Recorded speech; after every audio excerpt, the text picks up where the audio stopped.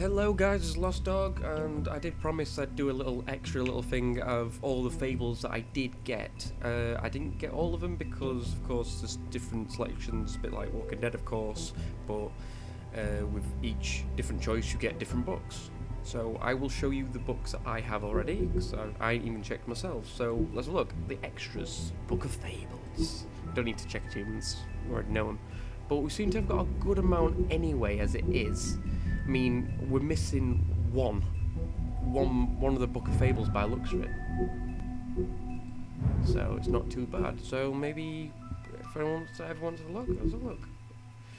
We've got here.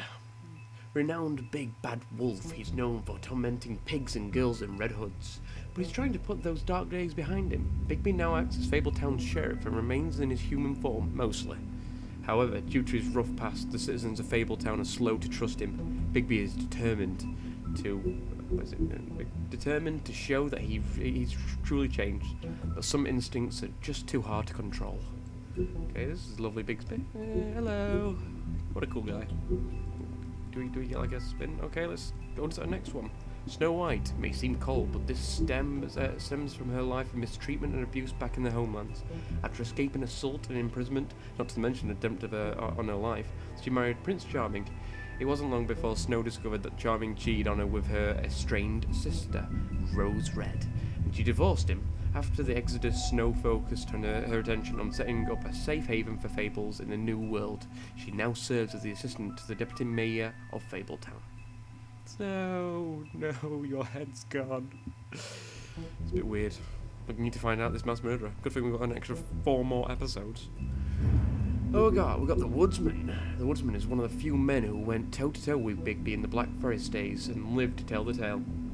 In the attempt to save Little Red Riding Hood, he split the great wolf's belly open with his axe, filled him full of rocks and threw the beast into the river. To his dismay, his popularity has faded. Even his name is forgotten, and he is also known as the Woodsman. Poor guy. Although you don't look like that now, you pretty much look beaten up. And you don't have those, faith. Faith, otherwise known as Donkey Skin Girl, made it through the Exodus from the magical homelands with the clothes on her back, her husband and nothing else. She was once a beautiful princess, happily married to Prince Lawrence of the neighbouring kingdom. Her life should have been a happy ending, but the mundane city of New York wasn't kind to her, or her marriage. With no money, Faith found herself turning tricks to make rent for a cheap apartment on the outskirts of Fabletown. She's had a difficult life, but she did what she could to survive in the unfamiliar world. Poor Faith, you didn't really last that long. Nice ribbon though.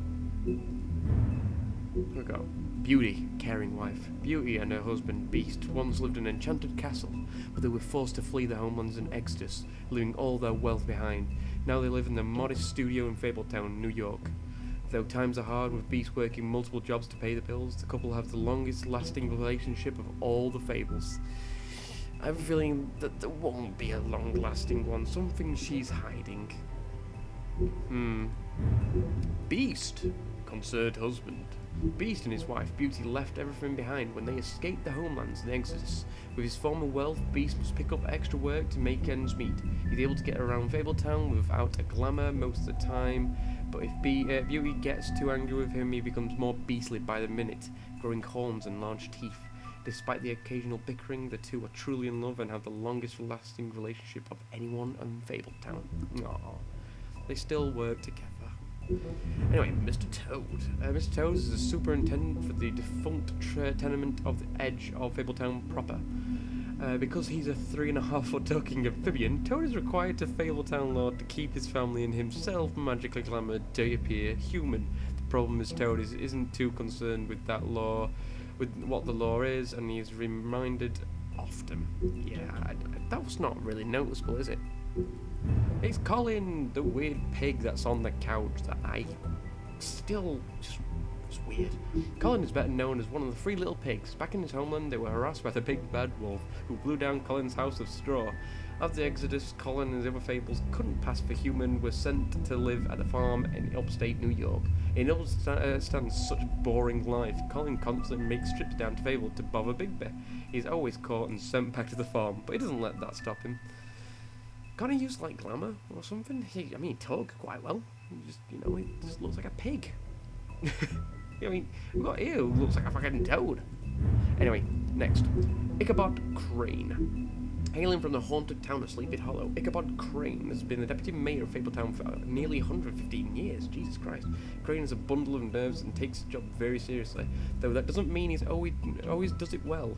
As one of the Fabletown's elite, Crane is often blind to the troubles of less well-off citizens. Overall, Crane is authoritarian, cowardly, and always hiding something. Do apologise. My brain's just dead today.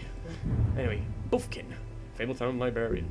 Buffkin is a talking wind monkey from the land of Oz. Known as Fabletown's librarian, he spends his time reading and stealing the deputy mayor's booze.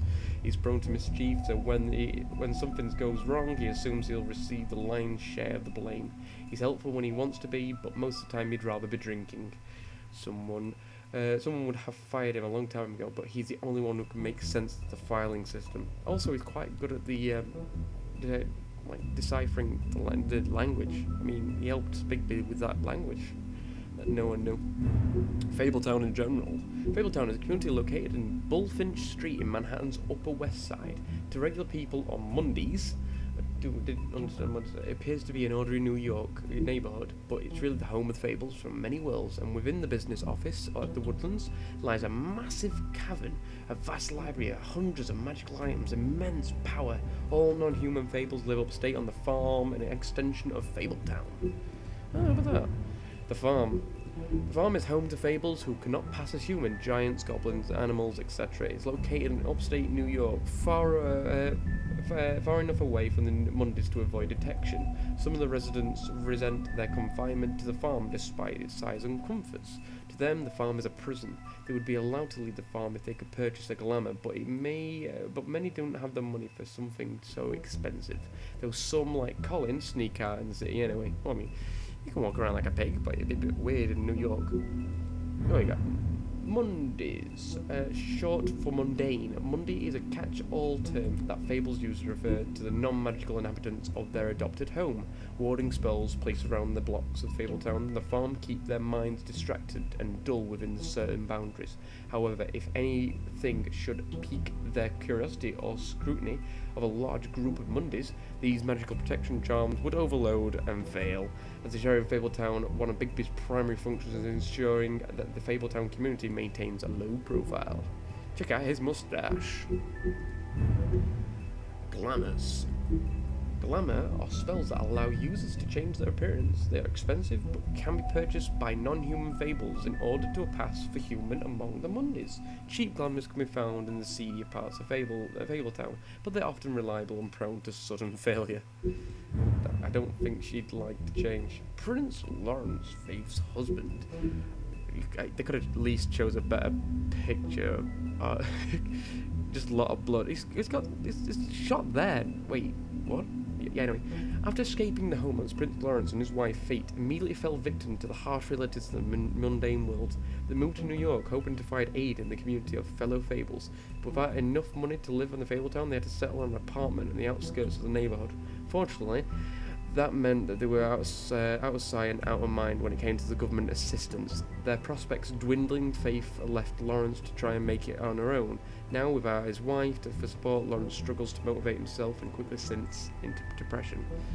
Well, taking lots of pills and shooting himself in the head, I guess so. The Tweedle brothers, Dum and Dee, are thugs for hire. They appear human, allowing them to carry out their contracts to a Monday world without drawing suspicion. They are inseparable as they are ruthless. Well, I got him, the motherfucker D, alone. Anyway, Holly, the Trip Trap owner. Holly is a no-nonsense kind of troll, and the owner of the Trip Trap bar. She's glamoured to appear human, but her patrons know better.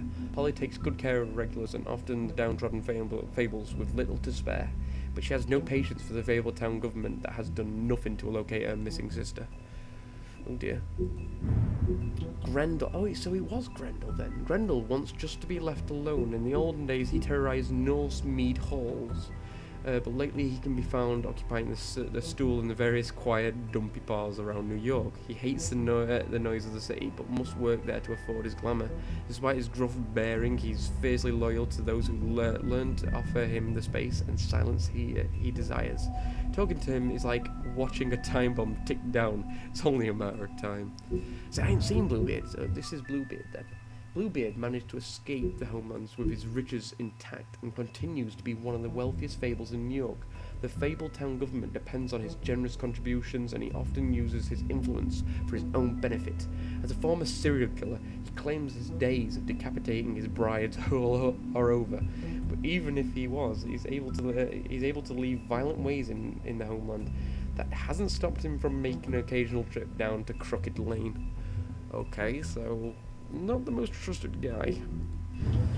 Bigby's mercy. In days leading up to Exodus, Big Bad Wolf hunted armies of men, goblins to the Black Forest. These invading forces have driven off to the great beast's preferred quarry, and their own flesh is rotted with corruption. Hardly a suitable replacement. He made it his game to destroy their camps, devour their night watchmen, and disrupt their supply trains while sparing their prisoners. One day he broke their ranks and discovered a particular woman they held captive.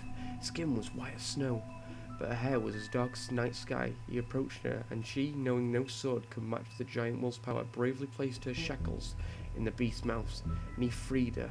But years would pass before the two would meet again in the Monday world. So that's the reason why he's got a sort of feeling with her. But yes, guys, that is all of the Book of Fables I have at this moment in time.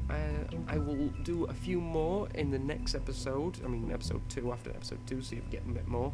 Might get that one. I might get the little extra one later on. Never know. I'll have to look around and see what I get.